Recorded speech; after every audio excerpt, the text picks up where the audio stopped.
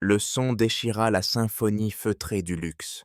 Ce ne fut pas le tintement d'un verre, ni le murmure d'une conversation, mais un bruit rauque, un hoquet étranglé, qui fit taire instantanément les convives du grand Véfour. Catherine Dubois, épouse du PDG, Jean-Pierre Dubois, venait de porter une bouchée à ses lèvres. Maintenant, ses yeux étaient grands ouverts, fixés sur un point d'horreur invisible, ses doigts griffant la nappe de Damas, sa gorge se contractant en silence. La panique est un virus. En une seconde, elle infecta la salle. Une femme laissa échapper un cri étouffé. Un serveur laissa tomber un plateau dans un fracas de porcelaine brisée. Le temps se déforma, s'étirant en une agonie silencieuse. Jean-Pierre, assis face à sa femme, vit la scène comme au ralenti.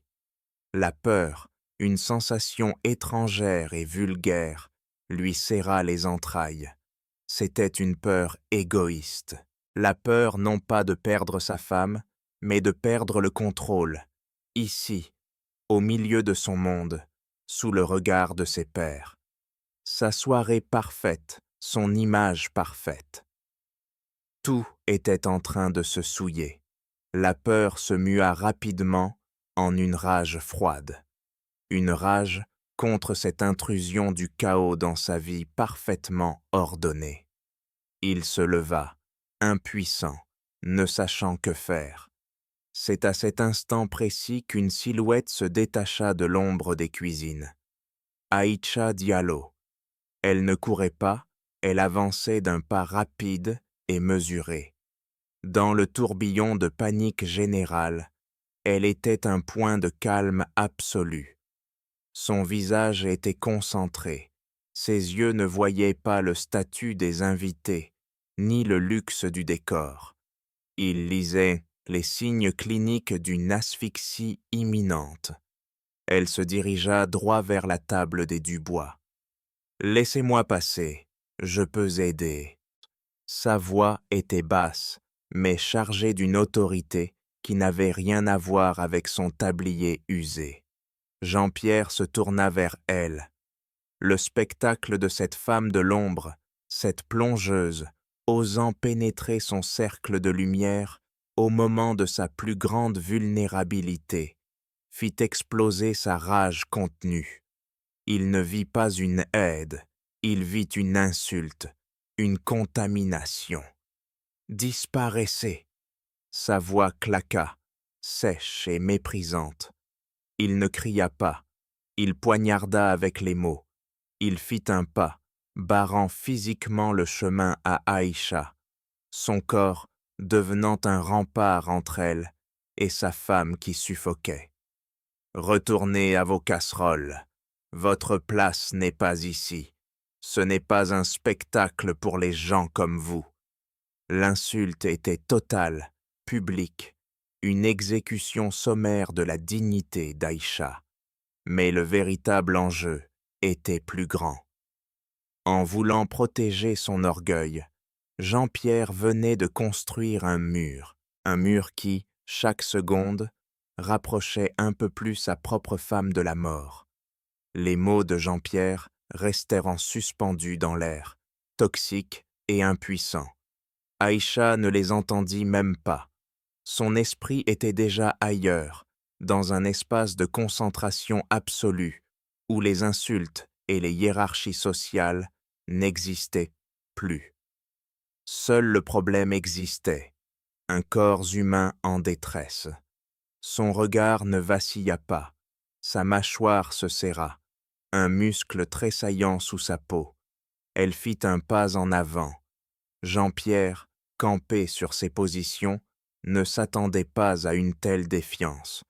Il s'attendait à la soumission, à la peur. Il ne vit pas venir le geste. Ce ne fut pas une attaque. Ce fut une manœuvre. Rapide, précise, presque impersonnelle. La main d'Aïcha se posa sur son épaule, et d'une poussée sèche et maîtrisée, Elle utilisa son propre déséquilibre pour le faire pivoter sur lui-même. Il trébucha, choqué, heurtant presque un guéridon. Le temps qu'il retrouve son équilibre, Aïcha était déjà derrière Catherine. Le contraste fut saisissant. Les mains d'Aïcha, abîmées par le travail, semblaient grossières. Mais leurs mouvements étaient d'une finesse, d'une certitude qui relevait de l'art. Elle forma un point, le plaça dans le creux de l'estomac de Catherine et le recouvrit de son autre main. Puis elle exerça une pression. 1, 2, 3 fois, des poussées violentes, brutales, qui soulevaient le corps peu frêle de Catherine. Le bruit était horrible, un son de compression interne, un combat pour la vie réduit à sa plus simple expression mécanique. Jean-Pierre regardait, figé, la scène surréaliste. Cette femme, sa plongeuse, était en train de malmener sa femme avec la froideur d'un technicien. Une fureur impuissante le submergea, mais il était cloué sur place par l'autorité qui émanait d'elle. À la 4e poussée, un projectile sombre fut expulsé de la gorge de Catherine, atterrissant avec un bruit mat sur la moquette. Le corps de la femme s'affaissa, flasque, avant d'être secoué par une quinte de toux, rauque et déchirante. Puis, le miracle, une inspiration, un son avide, presque douloureux, l'air s'engouffrant dans des poumons qui revenaient à la vie. Le silence qui s'ensuivit fut absolu, plus profond encore que la panique. Tous les regards étaient fixés sur Aïcha. Elle se redressa lentement, son souffle à peine accéléré. Elle ne s'attarda pas sur Catherine. Elle se retourna pour faire face à Jean-Pierre. Le pouvoir dans la pièce venait de basculer de manière sismique. Il n'était plus le maître des lieux. Il n'était plus qu'un homme dont l'arrogance avait failli coûter la vie à sa femme. Elle le fixa, et pour la première fois, il vit ce qu'il y avait dans ses yeux. Pas de la haine, pas du mépris. Pire, de la pitié. Sa voix s'éleva, calme, tranchante, audible par chacun dans la salle silencieuse. « Une vie humaine n'a pas de prix, monsieur. Elle n'a que de la valeur. » Elle n'attendit pas de réponse. Elle lui tourna le dos, traversa la salle avec la même démarche assurée et disparut derrière la porte battante des cuisines. Le clac sec de la porte fut le seul son, un point final à la plus grande humiliation de la vie de Jean-Pierre Dubois. Parfait. La fissure s'agrandit. Le hurlement de la sirène se rapprocha, déchirant le silence de mort qui avait envahi le restaurant. 2 secouristes firent irruption, leurs mouvements rapides et précis, balayant la paralysie des lieux. Tandis que l'un s'agenouillait près de Catherine, lui administrant de l'oxygène, le chef d'équipe, un homme expérimenté au visage buriné, balaya la scène du regard. Il cherchait des témoins, des informations. Son regard fut attiré par la porte battante des cuisines, où une ombre venait de bouger. Il s'approcha, prêt à poser une question, mais s'arrêta net. À travers le hublot circulaire de la porte, il aperçut le visage d'Aïcha. Une lueur de reconnaissance traversa ses traits. Sa posture professionnelle se détendit, remplacée par un respect inattendu. « Docteur Diallo ?» Sa voix, forte et claire, résonna dans le silence. « C'est vous qui avez pratiqué la manœuvre. » « Docteur. » Le mot frappa Jean-Pierre avec la violence d'un coup de poing en pleine poitrine. Le sol sembla se dérober sous ses pieds. Un vertige nauséeux le saisit. Il regarda le secouriste, puis la porte des cuisines, puis le visage de sa femme qui reprenait des couleurs. Docteur. Le mot tournait en boucle dans son esprit, chaque syllabe le flagellant. La femme qu'il avait traitée comme un déchet, la femme qu'il avait voulu renvoyer à ses casseroles, la femme qui venait de sauver sa femme. Était médecin, la honte fut si intense, si brûlante, qu'elle en devint physique. Il sentit le sang quitter son visage. Il n'était pas seulement un arrogant, il était un ignorant, un imbécile monumental qui, dans son aveuglement, avait failli commettre l'irréparable. Le regard des autres convives pesait sur lui, non plus avec admiration, mais avec un mélange de pitié et de mépris. Le roi était nu. Le second secouriste vérifiait le pouls de Catherine Totrine. Son rythme est stable. Beau travail, docteur, lança-t-il par-dessus son épaule en direction de la cuisine. Jean-Pierre, cherchant une contenance, serra la main que Catherine lui tendait faiblement. Ses doigts, glacés, s'accrochèrent aux siens. C'est alors que son pouce rencontra le contact froid et inhabituel du métal sur la peau de sa femme. Il baissa les yeux. Un bracelet, une simple gourmette en argent, noircie par le temps, dont le style détonnait totalement avec les bijoux hors de prix de 4 heures. Au centre, gravé, presque effacé par les années, un caducée médical, un frisson parcourut son échine, sans aucun rapport avec la honte qu'il éprouvait. Il ne comprenait pas. D'où venait ce bijou? Et soudain, un flash. Une image sortie des profondeurs sourdes de sa mémoire, si vive qu'elle en était douloureuse. Une autre main, une main d'homme, tachetée par l'âge, posée sur le bras d'un fauteuil en cuir. La main de son père, et à son poignet, brillant sous la lumière d'une lampe de bureau, le même bracelet, le même éclat d'argent terni, la même gravure. La vision disparut d'aussi vite qu'elle était apparue, le laissant pantelant. Le monde autour de lui devint flou. L'humiliation publique qu'il venait de subir, si totale quelques secondes plus tôt, fut soudain éclipsée par une angoisse plus profonde, plus ancienne. Une question absurde, impossible, venait de naître dans les décombres de sa fierté. Une question qui liait l'incident de ce soir à la mort de son père, 10 ans plus tôt. Entendu. Nous entamons la quête. La Bentley glissait dans les rues de Paris. Un cercueil de luxe et de silence que ça sort. Catherine, assise le plus loin possible de lui, regardait la ville défiler sans la voir. Elle n'avait pas dit un mot. Jean-Pierre aurait préféré les cris, les accusations. Mais ce silence était un tribunal. Il le jugeait et le condamnait sans appel. L'hôtel particulier de l'avenue Foch, d'ordinaire un refuge, un symbole de sa réussite, l'accueillit comme un tombeau. Chaque objet, chaque dorure, chaque miroir lui renvoyait l'image d'un imposteur. Il erra dans les pièces, immenses, hanté. La voix d'Aïcha, calme et tranchante, résonnait entre les murs. Une vie humaine n'a que de la valeur. Le mot du secouriste, docteur, le giflait à chaque coin de couloir. La honte était une fièvre, un poison qui s'infiltrait dans ses veines.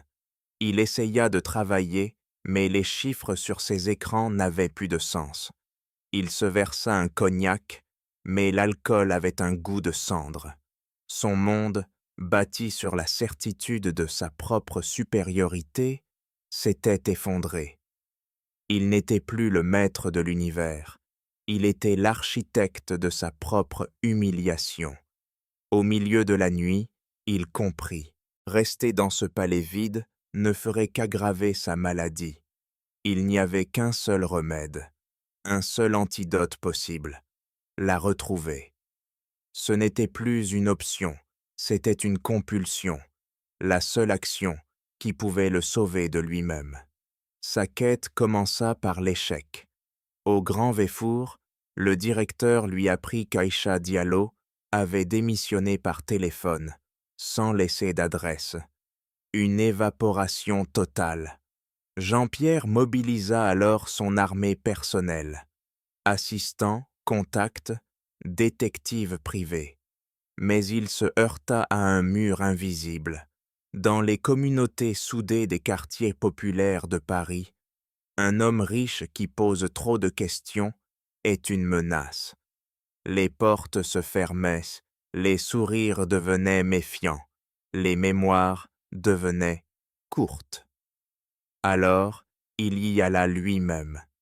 Il abandonna sa voiture avec chauffeur pour le métro, son costume sur mesure pour un simple manteau sombre.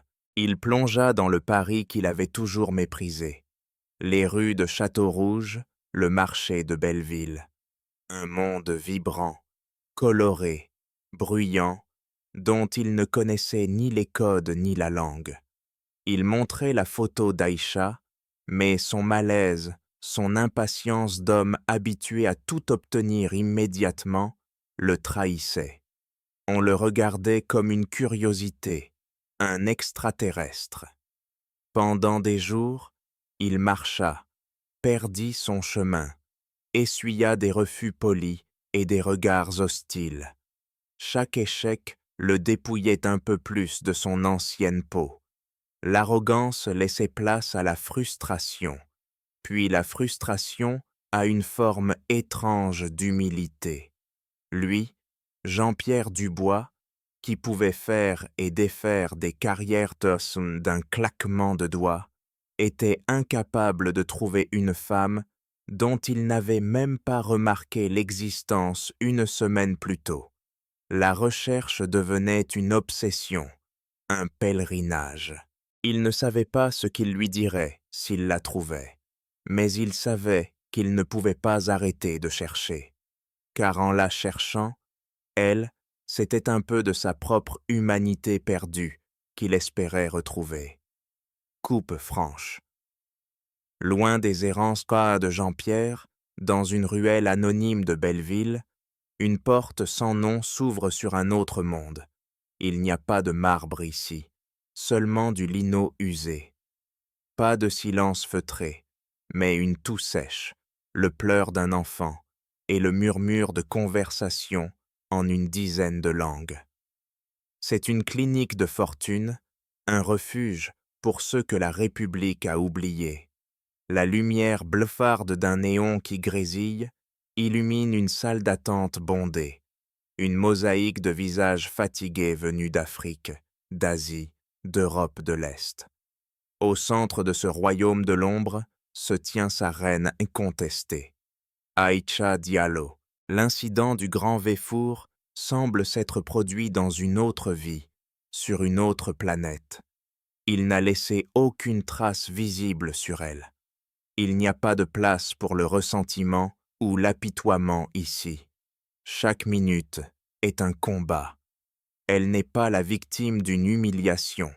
Elle est le dernier rempart contre le désespoir. Elle se déplace avec une grâce efficace entre les chaises dépareillées. Elle pose une main sur le front d'un enfant fiévreux, murmure quelques mots, rassurants en soninké, à une vieille dame tremblante, et son calme se propage comme une onde, apaisant l'anxiété ambiante. Les gens ne la regardent pas seulement comme un médecin, mais comme un miracle. Un vieil homme, Monsieur Sissoko, un ancien maçon dont les mains sont nouées par l'arthrose, lui montre ses radiographies.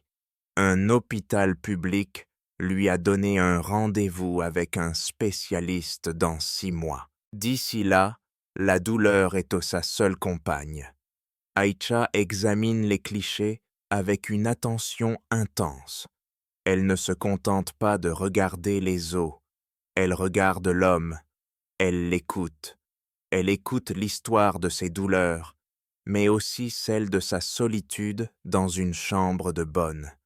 Elle lui explique le diagnostic dans un langage simple, sans jargon médical condescendant.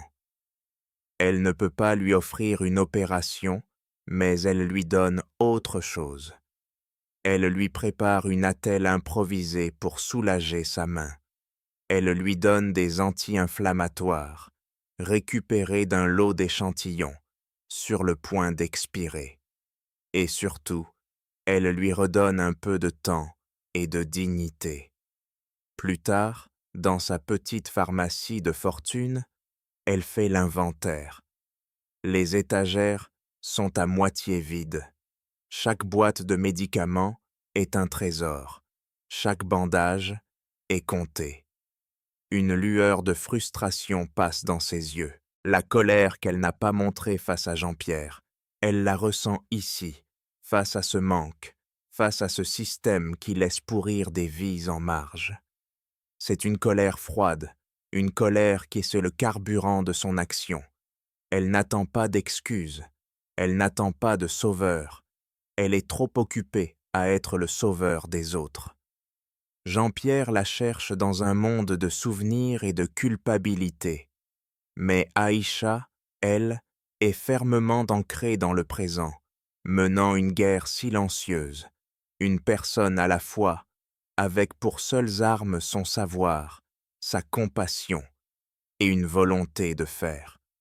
Son royaume est peut-être fait de briques et de brocs, mais ici, sa valeur est inestimable. Il la trouva un soir, alors que la pluie fine de Paris commençait à tomber. Poussé par une information vague, il arriva devant la boutique désaffectée. Par la vitrine sale, il la vit, sa silhouette se découpant dans la lumière blafarde de la clinique.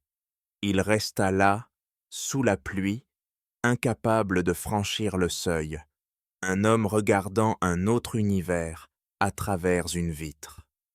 Finalement, il prit une profonde inspiration et poussa la porte. Le son de la cloche fit taire les quelques conversations restantes. Tous les regards se tournèrent vers lui. Il était un anachronisme, une créature de luxe dans ce sanctuaire de la misère. Aïcha, qui refermait le dossier d'un patient, leva les yeux. Aucune surprise ne s'y lisait, seulement une profonde lassitude. Elle lui fit signe d'attendre. Il attendit, debout, mal à l'aise, pendant près d'une heure, tandis qu'elle finissait avec le dernier patient. Pour la première fois de sa vie, Jean-Pierre Dubois faisait la queue. Quand la salle fut vide, elle se tourna enfin vers lui. « Vous m'avez trouvé », dit-elle. Ce n'était pas une question. Il s'approcha, s'arrêtant à quelques pas. Les mots qu'il avait répétés 1000 fois dans sa tête s'évanouirent. Il ne restait que la vérité brute de sa honte. Les mots que j'ai utilisés, l'homme que j'ai été ce soir-là. Sa voix était rauque, méconnaissable. Il n'y a pas d'excuse, aucune. Je voulais juste que vous sachiez que l'homme qui se tient devant vous ce soir a honte de celui que vous avez rencontré, profondément honte. Il sortit son chéquier de sa poche intérieure. Le geste était un réflexe, l'arme d'un homme qui ne sait communiquer que par l'argent. Je veux réparer, pour votre carrière, pour... Aïcha leva la main et il se tut. Ma carrière se porte très bien, monsieur Dubois, dit-elle calmement, en balayant la pièce du regard. Elle se bat, chaque jour, avec presque rien. Votre argent ne m'intéresse pas. Son refus était si absolu qu'il en fut déstabilisé. Mais alors, que puis-je faire? Vous voulez vous racheter? Son regard le défia. Alors ne signez pas un chèque, signez un engagement. Cet endroit a besoin de tout, d'un vrai sol, d'un équipement décent, de médicaments. Si votre honte est réelle, alors transformez-la en espoir pour eux. C'est ma seule condition. Le test était clair. Un don anonyme pour soulager sa conscience ou un investissement personnel pour prouver son changement. Il la regarda, elle, puis les murs décrépits. Il comprit. D'accord, dit-il. Le mot était simple, mais il scellait un pacte. Pour officialiser, il sortit son portefeuille Puma pour lui tendre sa carte personnelle. C'est en l'ouvrant qu'Aïcha vit la photo glisser derrière une fente du cuir. Une vieille photo jaunie d'un homme plus âgé, aux côtés d'un Jean-Pierre plus jeune. Son regard de médecin se figea sur un détail minuscule, le poignet de l'homme âgé. « C'est votre père » demanda-t-elle, sa voix soudainement différente, plus clinique. « Oui » répondit Jean-Pierre, surpris. Elle se pencha imperceptiblement. « Le bracelet qu'il porte, c'est le même que celui de votre femme. » La phrase tomba dans le silence de la clinique. Jean-Pierre baissa les yeux sur la photo. Le bracelet en argent, le caducé, usé. C'était vrai. Le trouble, l'angoisse qu'il avait ressentie au restaurant revint en force. « Qu'est-ce que vous... Comment ?» Aïcha ne répondit pas. Elle le regardait, et il comprit que le pardon qu'il était venu chercher était soudain devenu secondaire. Il venait, sans le savoir, de lui apporter la première pièce d'un puzzle bien plus terrible. Une semaine plus tard, fidèle à sa parole, Jean-Pierre invita Aïcha dans son hôtel particulier pour finaliser les plans de la nouvelle clinique. Franchir ce seuil, une deuxième fois, était une expérience différente pour elle. La première fois, elle était une intruse. Aujourd'hui, elle était une invitée, mais l'atmosphère du lieu restait la même. Froide, monumentale et silencieuse comme une tombe. Le luxe ici n'était pas joyeux, il était écrasant. Il n'était pas pose seul dans le grand salon. Un homme, élégamment vêtu, se tenait près de la fenêtre, regardant la pluie tomber sur le parc Monceau. Il se retourna à leur entrée. C'était le frère cadet, Alain Dubois.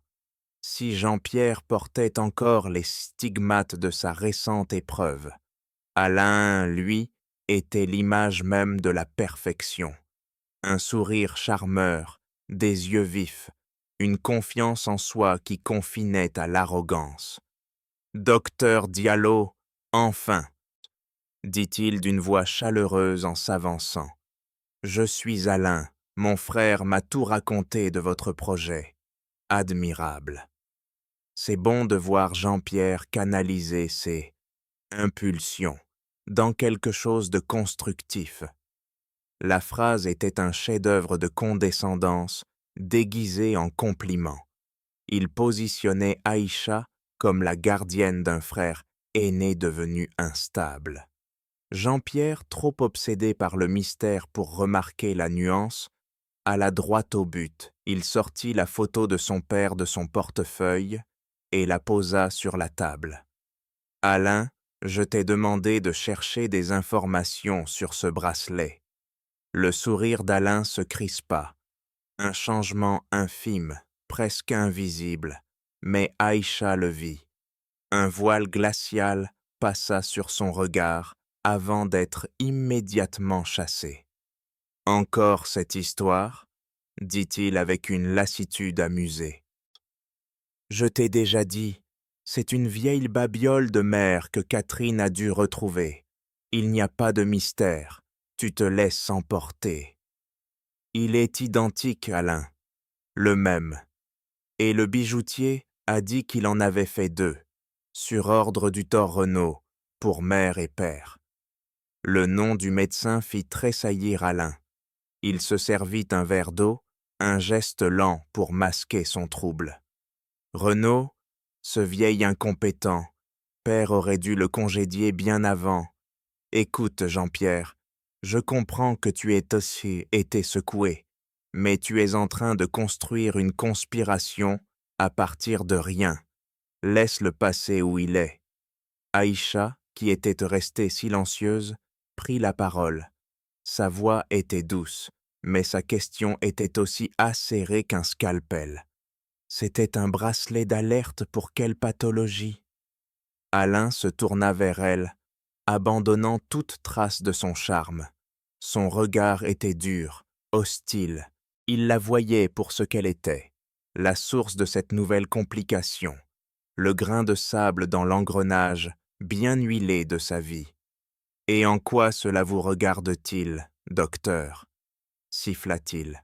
« Je suis médecin, » répondit calmement Aïcha. « Un bijou comme celui-ci n'est pas un accessoire de mode. C'est une information vitale. Le fait que personne dans la famille ne semble savoir pourquoi le patriarche emportait un est inhabituel. » Alain la foudroya du regard. Il comprit qu'il n'avait pas affaire à une simple philanthrope, mais à une intelligence analytique redoutable. Il se força à sourire de nouveau, mais le sourire était une grimace. « Mon père était un homme secret.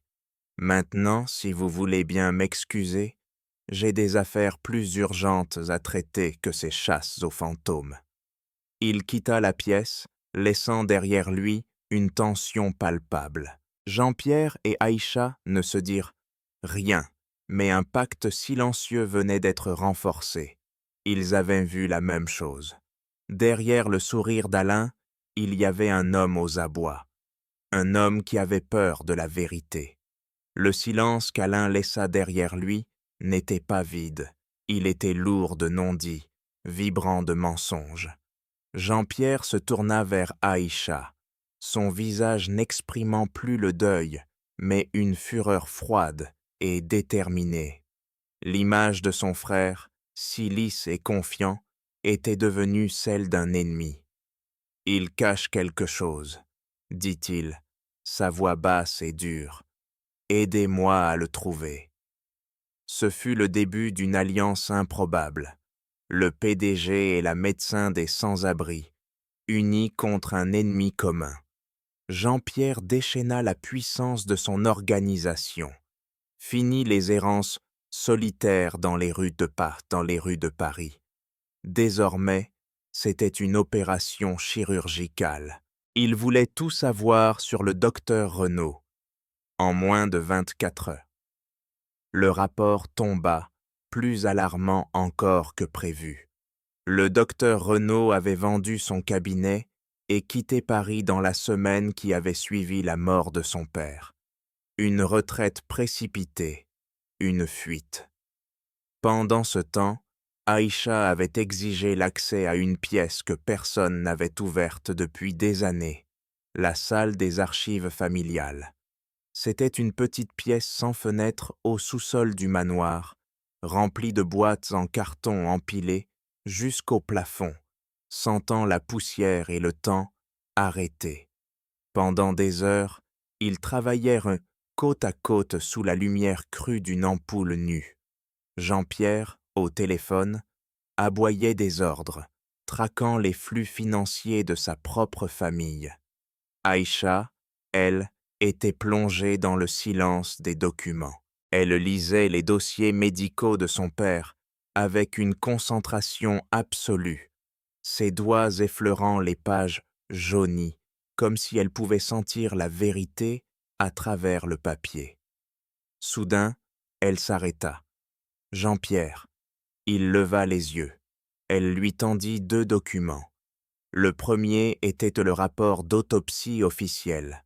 Cause du décès, traumatisme crânien sévère dû à une chute. Le second était un bilan de santé datant de 6 mois avant le drame. « Lisez ceci, » dit-elle en pointant une ligne. « Votre père souffrait d'une cardiomyopathie. C'est une maladie qui nécessite un traitement anticoagulant très précis pour éviter la formation de calcio. Mais ce même traitement, s'il est mal dosé, augmente considérablement le risque d'hémorragie cérébrale en cas de choc à la tête. Jean-Pierre ne comprenait pas. Et alors, continua Aïcha, son regard brillant d'une lueur sombre, la chute seule n'aurait peut-être pas dû le tuer aussi rapidement. Mais si son sang était trop fluide à cause d'un mauvais dosage de son traitement, une simple chute devient une sentence de mort. Le rapport d'autopsie ne mentionne aucune analyse toxicologique poussée pour vérifier les niveaux d'anticoagulants. C'est une négligence médicale grave. Au moment où elle finissait sa phrase, un juron étouffé s'échappa des lèvres de Jean-Pierre, qui fixait l'écran de son ordinateur portable. Sans un mot, il tourna l'écran vers elle. C'était un relevé bancaire. 2 jours après les funérailles de son père, un virement de 3 millions d'euros avait été effectué depuis un compte de la société familiale vers une entité offshore. L'ordre de virement était signé électroniquement par Alain Dubois. Sur la table poussiéreuse, les 2 pièces du puzzle se rejoignirent. D'un côté, une mort médicalement suspecte. De l'autre, un mobile financier énorme. Le fantôme de leur père venait de leur montrer le visage de son assassin. Absolument. La vérité éclate. Dans le silence poussiéreux de la salle d'archives, le rapport médical et le relevé bancaire reposaient côte à côte sur la table. Un mobile, une méthode, l'ébauche d'un crime parfait. « Ce n'est pas assez », murmura Aïcha, son esprit analytique fonctionnant à plein régime.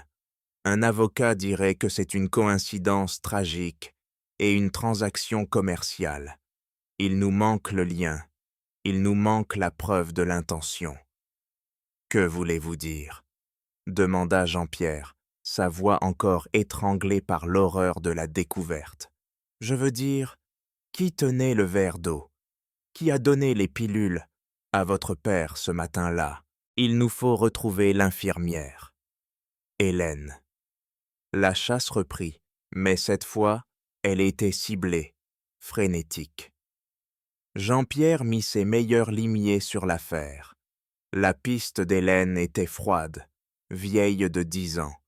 Elle avait démissionné, vidé son compte en banque et quitté son appartement en l'espace de 48 heures, après le drame. Elle s'était volatilisée. Pendant 2 jours, ils firent face à un mur. Puis, une lueur. Un détective retrouva la trace de la sœur d'Hélène, une femme discrète, vivant dans une petite ville de Normandie. Le voyage se fit dans une tension extrême. La maison de la sœur était modeste, un petit pavillon entouré d'un jardin soigné. La femme qui leur ouvrit était plus âgée, le visage marqué par une méfiance craintive. Quand Jean-Pierre se présenta, elle devint blême. « Je vous attendais, » dit-elle d'une voix tremblante. « Ou plutôt, je craignais votre venue. » Elle les fit entrer et leur raconta. Hélène avait fui la France, terrifiée. Elle était morte d'une maladie quelques années plus tard au Canada. Mais avant de partir, elle lui avait confié une boîte en métal, avec une consigne stricte. Si un jour, un membre de la famille Dubois vient te voir et pose des questions sur la mort du père, donne-lui ceci. Ce sera le signe que la vérité peut enfin être entendue. La femme sortit la boîte de sous une latte du plancher. Elle était lourde. À l'intérieur, pas un journal, mais une série de lettres. Des lettres qu'Hélène s'écrivait à elle-même. Une confession pour ne pas devenir folle. Jean-Pierre prit la dernière lettre, datée du lendemain de sa fuite. Il lut à voix haute, sa voix se brisant sur les mots. Il est venu me voir ce soir. Alain, il n'a pas menacé. Il a souri. C'était pire. Il a posé une valise sur ma table, pleine d'argent. Il a dit que c'était pour me remercier de ma discrétion. Il a dit que mon travail était terminé. Puis son sourire a disparu. Il a dit qu'il espérait que ma sœur et ses enfants, en Normandie, allaient bien. Il a dit que le monde était dangereux. Ce n'était pas une menace, c'était une promesse. Jean-Pierre s'interrompit, le souffle coupé. Aïcha posa une main sur son bras. Il continua, lisant la dernière phrase de la lettre.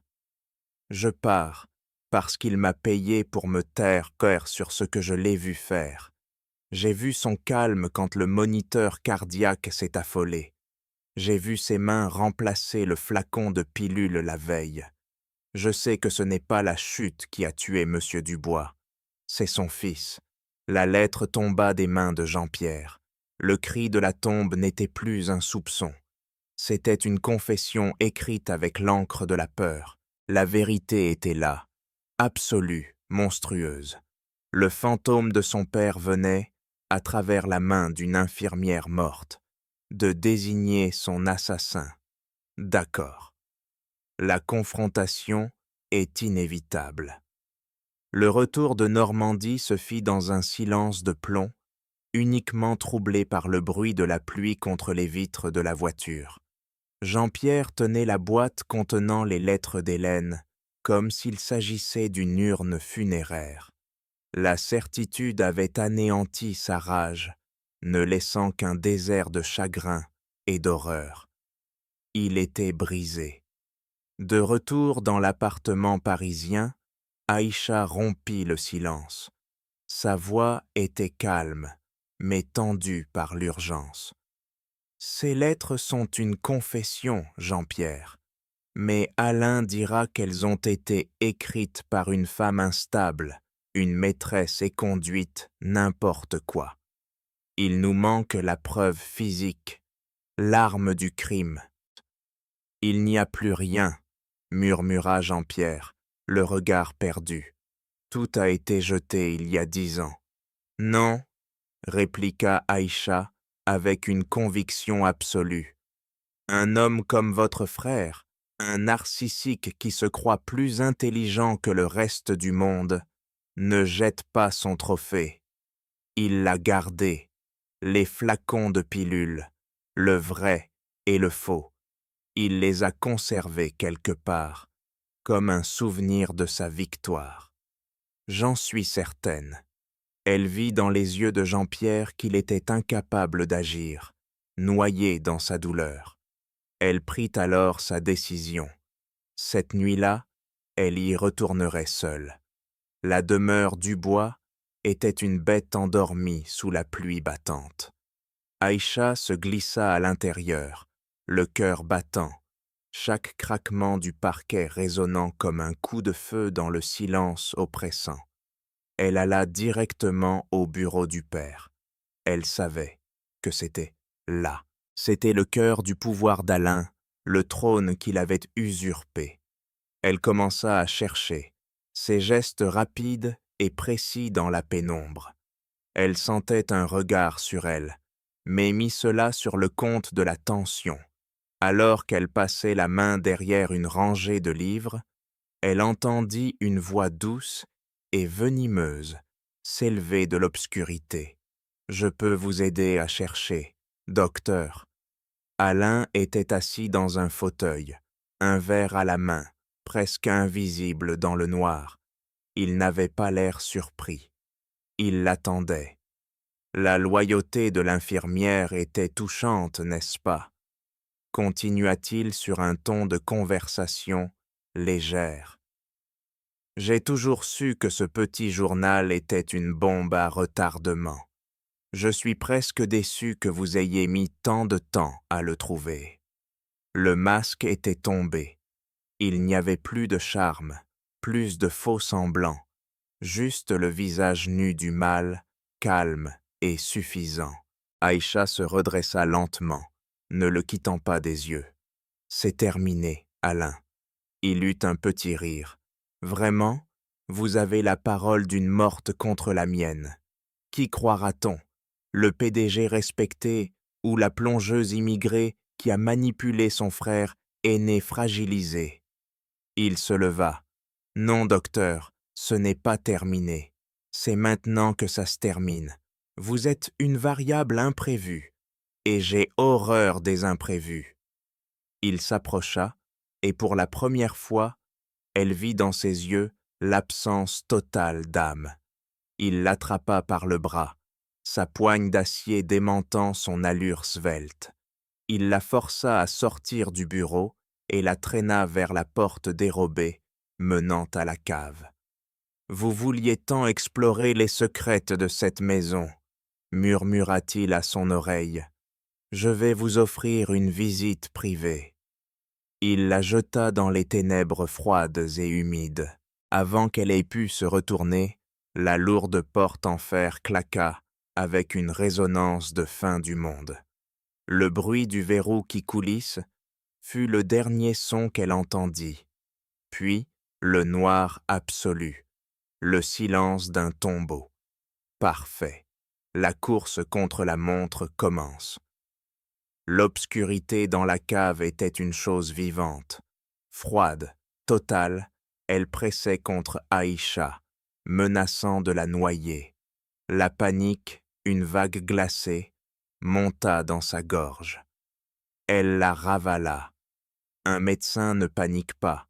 Un médecin évalue. Elle ferma les yeux, inutile dans le noir absolu, et se concentra sur ses autres sens. L'odeur de la terre battue, du vin renversé et du temps, le froid du sol en pierre sous ses mains, le silence, si profond qu'elle pouvait entendre le sang battre à ses tempes. Elle se mit à longer les murs, une main tendue, cartographiant son environnement, des casiers à bouteilles, des tonneaux. Puis, ses doigts rencontrèrent autre chose. Une grille métallique, basse, près du sol. Une ancienne bouche d'aération, sans doute. Elle tira. La grille était scellée par des décennies de rouille. Elle ne céda pas. Aïcha ne renonça pas. Avec un morceau de bois arraché à une caisse, elle fit levier, encore et encore, ses muscles brûlant sous l'effort. Pendant ce temps, à l'autre bout de Paris, Jean-Pierre sortait de sa torpeur. La rage avait remplacé le chagrin. Il avait essayé d'appeler Aïcha. Une fois, 2 fois, la communication tombait directement sur la messagerie. Une angoisse terrible, plus forte que tout ce qu'il avait jamais ressenti, le saisit. Il connaissait son frère. Il connaissait la cruauté froide qui se cachait derrière son sourire. Il avait envoyé Aïcha dans la gueule du loup. Il ne réfléchit plus. Il attrapa les clés de sa voiture de sport, une bête de puissance qu'il ne conduisait jamais lui-même, et se précipita hors de son appartement. Il dévora les kilomètres qui le séparaient de l'avenue à Foch, le rugissement du moteur étant le prolongement de sa propre fureur. Dans la cave, la grille céda enfin dans un grincement horrible. Le passage était étroit, à peine assez large pour ses épaules. Aïcha rampa à l'intérieur dans un conduit poussiéreux, guidé uniquement par un léger courant d'air. Au même moment, Jean-Pierre défonçait presque la porte d'entrée de la demeure. « Alain !» hurla-t-il dans le silence. Aïcha émergea enfin du conduit, couverte de toiles d'araignée, dans une petite arrière-cuisine oubliée. Elle entendit le cri de Jean-Pierre. Elle sortit, et ils se retrouvèrent dans le grand hall. Leurs regards se croisèrent. Il n'y eut pas de temps pour les explications. « Il sait, dit-elle simplement, la voix rauque. Il faut trouver les flacons. Maintenant. Elle le guida, courant vers le bureau du père. Elle ne chercha pas au hasard. Son intuition était précise. Elle alla droit à la bibliothèque, écarta une rangée de livres de droit reliés en cuir et révéla ce qui ressemblait à une simple jointure dans le bois. Elle pressa un point précis. Un déclic se fit entendre. Un petit tiroir secret coulissa hors du mur. À l'intérieur, reposant sur un lit de velours rouge, se trouvait une petite boîte en bois. Jean-Pierre l'ouvrit de ses mains tremblantes. Les 2 flacons étaient là. L'un presque plein, l'autre presque vide. La preuve irréfutable, l'arme du crime. Au même instant, des pas lents et réguliers se firent entendre dans le couloir, se dirigeant droit vers eux. Alain arrivait. Ils étaient piégés. D'accord, le piège se referme. Les pas s'arrêtèrent dans l'encadrement de la porte. Alain était là. Il ne semblait ni surpris, ni en colère. Il y avait une lueur d'amusement cruel dans ses yeux. Il regarda la boîte ouverte dans les mains tremblantes de son frère, puis le visage fatigué mais déterminé d'Aïcha. « Je vois que vous avez trouvé mon petit souvenir », dit-il d'une voix légère, comme s'il commentait la découverte d'un vieil album photo. « Je dois avouer que je suis impressionné, docteur. Vous avez réussi là où tout le monde a échoué pendant 10 ans. » Il entra dans la pièce, fermant doucement la porte derrière lui. Le clic du peigne résonna comme une sentence. « Et maintenant ?» demanda Jean-Pierre, sa voix un murmure rauque. « Maintenant ?» Alain eut un petit rire. « Maintenant, le rideau tombe sur cette petite tragédie. C'est vraiment dommage. L'histoire était presque parfaite. Mon frère aîné, déstabilisé par un incident public, devient paranoïaque. Il est manipulé par une femme intrigante qui lui fait croire à de sombres complots familiaux. Ce soir, ils s'introduisent dans la maison. Une dispute éclate. Dans la confusion, un accident se produit. Si tragique, les journaux en feront leur chou gras pendant 1 semaine. Il s'approcha d'eux, sa confiance absolue, terrifiante. Il était le metteur en scène et il contrôlait le dernier acte. Il tendit la main vers la boîte. « Donnez-moi ça, Jean-Pierre. Finissons-en. » Mais Jean-Pierre ne regardait pas son frère. Il regardait la montre à son poignet. Une lueur étrange, une lueur de certitude glaciale, avait remplacé le désespoir dans ses yeux. « Tu as raison, Alain, » dit-il, sa voix soudainement stable et puissante.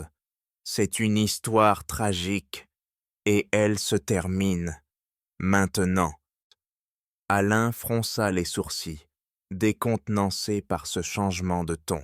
« En entrant ici, » continua Jean-Pierre, « j'ai passé un appel, un seul, à mon chef de la sécurité. Je lui ai donné un ordre simple.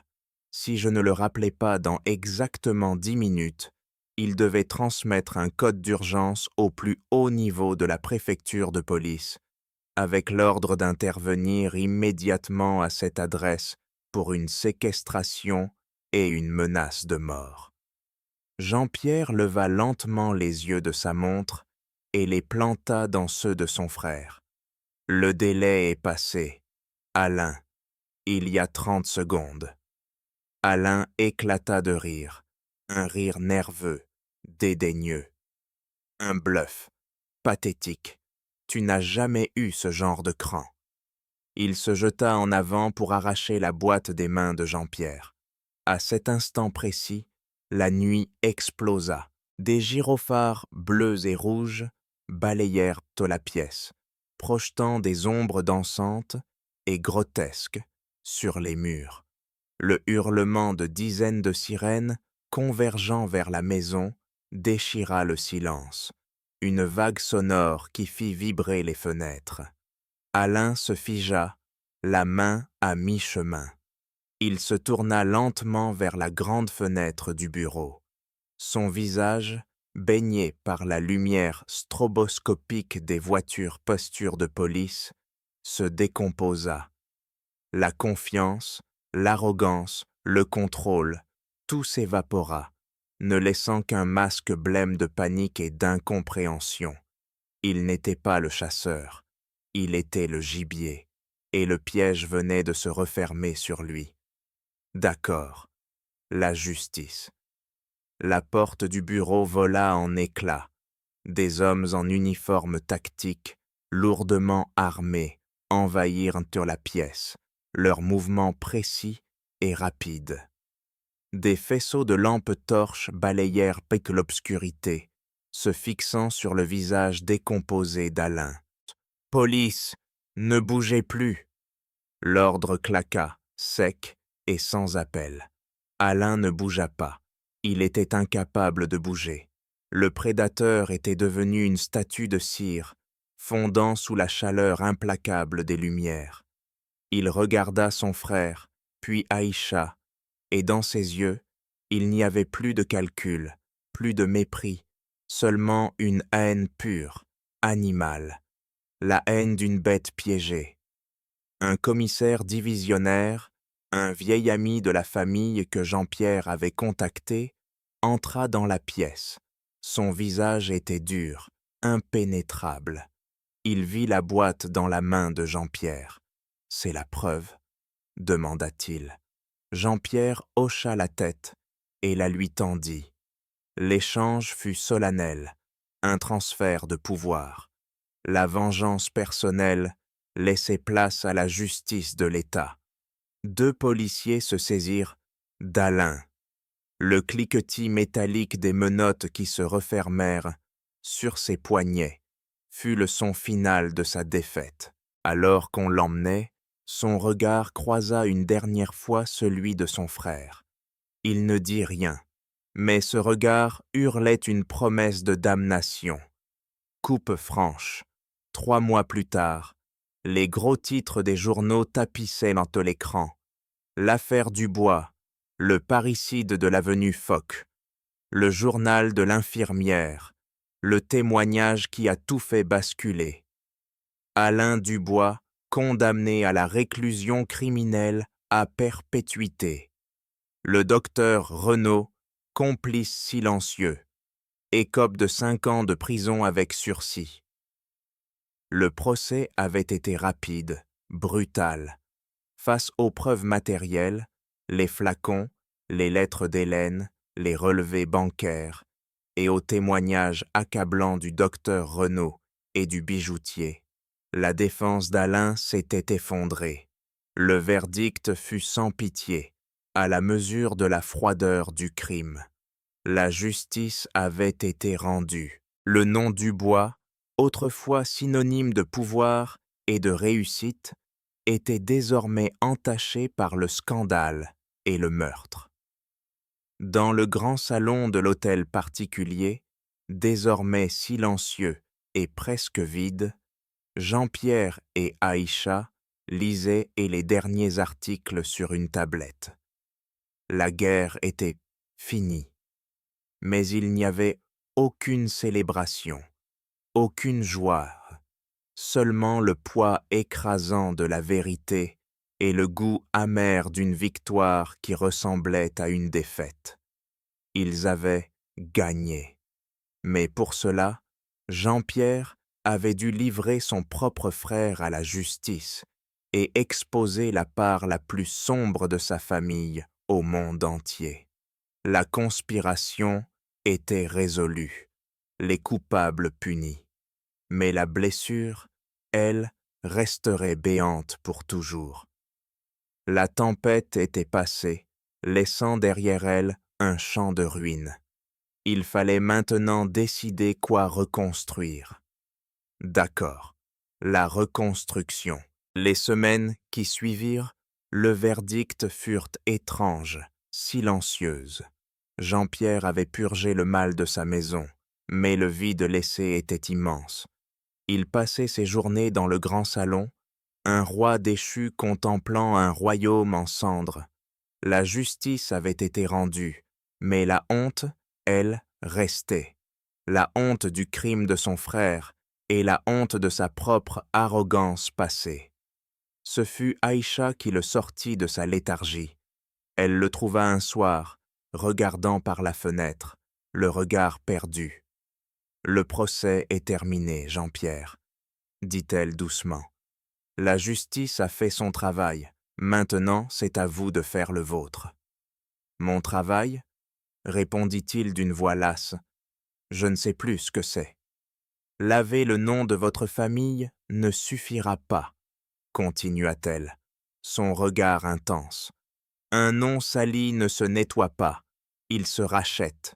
Il faut lui donner un nouveau sens. » Cette conversation fut l'étincelle.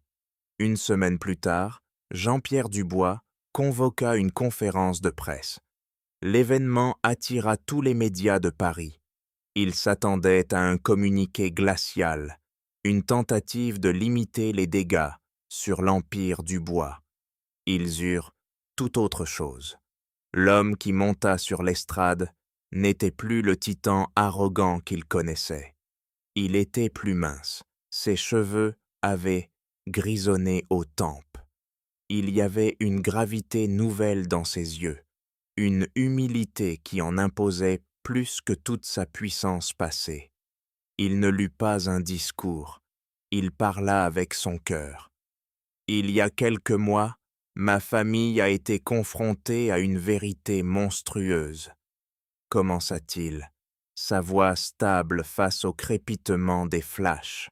La justice a condamné le coupable, mais elle ne peut pas effacer le péché. Le nom que je porte a une dette morale envers un homme trahi, et envers une société dont nous nous sommes trop longtemps crus au-dessus. Il fit une pause, son regard balayant l'audience. C'est pourquoi j'annonce aujourd'hui la dissolution de la Fondation Dubois, qui n'a trop longtemps servi qu'à polir notre propre image. À sa place, et avec l'intégralité de ses fonds, je crée une nouvelle entité.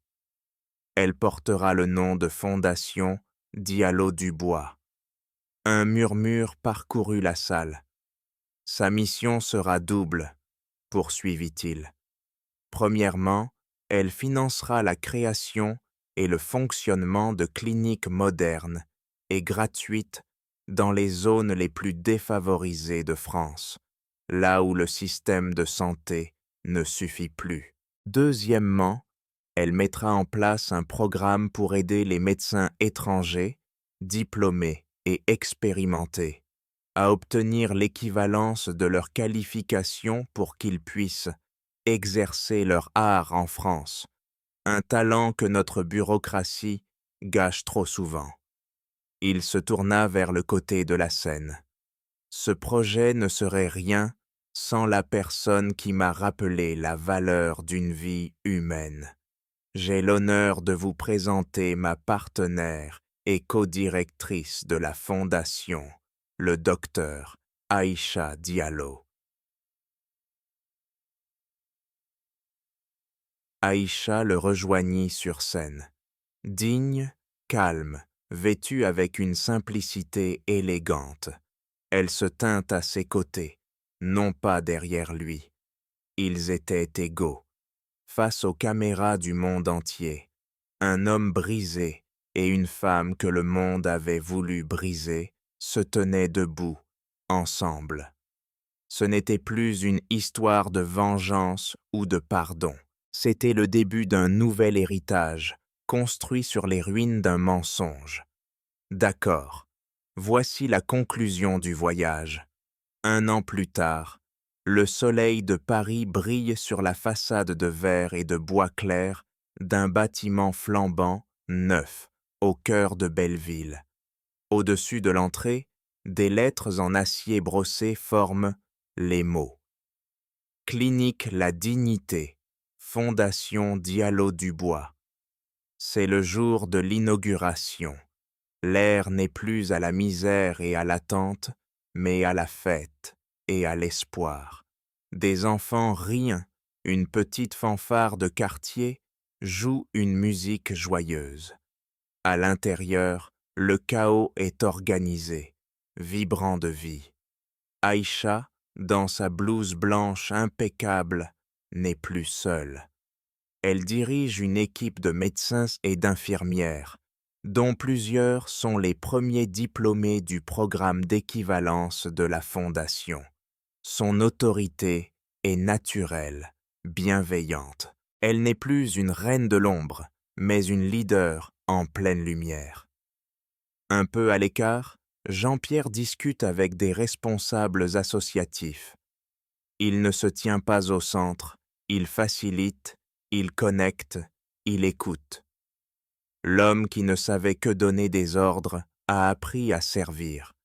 Son épouse, Catherine, est assise à l'accueil, non pas comme la femme du fondateur, mais comme une simple bénévole, aidant une famille immigrée à remplir des formulaires avec une patience et un sourire sincère. La blessure de l'humiliation a guéri, laissant place à un but. Plus tard, alors que la foule commence à se disperser, Jean-Pierre et Aïcha se retrouvent sur le petit toit-terrasse de la clinique, surplombant le quartier. Le soleil couchant baigne la ville d'une lumière dorée. « Regardez ça », dit Jean-Pierre, sa voix remplie d'une émotion qu'il ne cherche plus à cacher. « Parfois, je n'arrive toujours pas à y croire. »« Croyez-y », répond Aïcha. « C'est réel. » Il se tourne vers elle. « Vous m'avez sauvé la vie ce soir-là, Aïcha.